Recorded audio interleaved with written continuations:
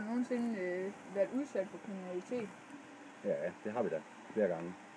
Vi har haft indbrud fra i butikken. Og der er også nogle gang imellem, som er lidt for lange fingre, som napper nogle ting.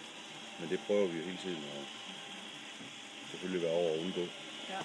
Jeg tænker på, hvordan vi stiller varerne i forhold til sådan nogle ting. Ja, og så har dine børn nogensinde begået kriminalitet, hvis du har nogen? Eller hvad? Og mine børn har begået kriminalitet? Det tror jeg simpelthen ikke. Jeg håber ikke. Hvad synes du om det? Hvad vil du sige til, hvis de har begået det? Mine børn? Så må de jo tage den straf, det nu giver. Og så vil jeg jo tænke, hvis de gør det, så har jeg nok ikke gjort mit arbejde godt nok. Og opdraget dem ordentligt til at fortælle dem, at det skal man ikke gøre.